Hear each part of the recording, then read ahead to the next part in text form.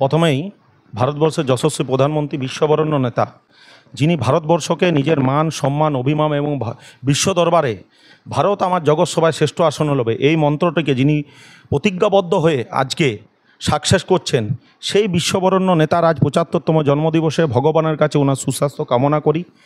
প্রধানমন্ত্রীর সঙ্গে তিন বাহিনীর সম্মিলিত সম্মেলনের পরেই কি বড় ঘোষণা?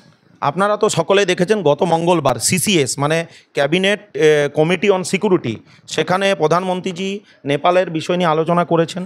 তারপরেই ঠিক দেখলাম গত 15 তারিখ প্রধানমন্ত্রীজি এলেন কলকাতায়। 3 সেনাবাহিনীর প্রধান তৎসহ ভারতবর্ষের রক্ষামন্ত্রী, সিডিএস কম্বাইন্ড ডিফেন্স সার্ভিস ছিলেন এবং আমাদের এনএসএ অজিত দাবলজি ছিলেন।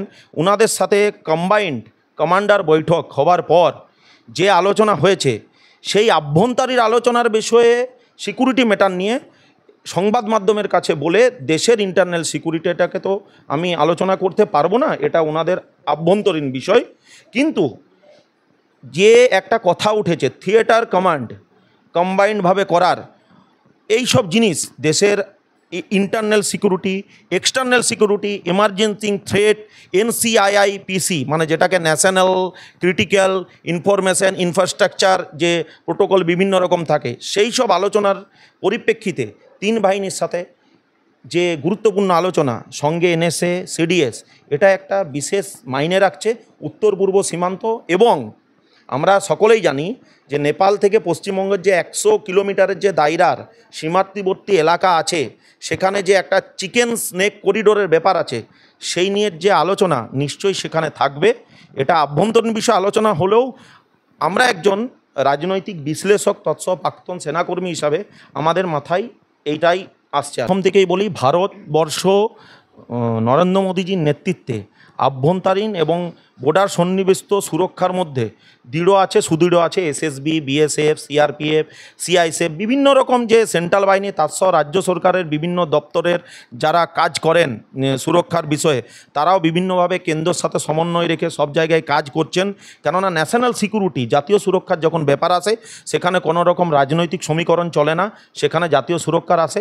তো এই 3 বাহিনীকে একত্রিত করে বর্তমানে আমরা দেখলাম যে আরও 400 এবাব রাফাল কেনার জন্য প্রায় কয়েক কোটি টাকার মানে ডিলিং হচ্ছে।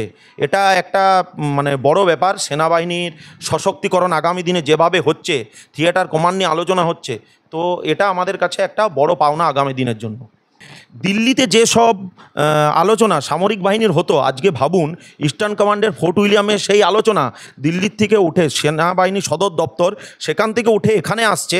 মানে সীমান্তবর্তী এলাকার সাথে সাথে উত্তর পূর্ব সীমান্ত, পূর্ববর্তী সীমান্ত নিয়ে যে একটা সকলের মনে শ্রীলঙ্কা, মায়ানমার, বাংলাদেশ, নেপালের যে অন্তর্বর্তী সরকারের একটা স্ট্র্যাটেজিক হওয়ার পরে, যে দ্বন্দ্ব হওয়ার পরে যে সামূহিক একটা ব্যাপার থাকে, এবং বর্তমানে রাজনৈতিক প্রেক্ষাপটের দিক দিয়ে আলোচনা করে পশ্চিমবঙ্গের যে স্থিতি চলছে, তাতে করে একটা সাময়িক দিক থেকে দেখতে গেলে একটা চিন্তার ব্যাপার থাকে, এবং সেই চিন্তাকরণের ব্যাপারে একটা সমগ্র দিক থেকে সশক্তিকরণ সেনাবাহিনীর হয়তো পরিকল্পনা চলছে।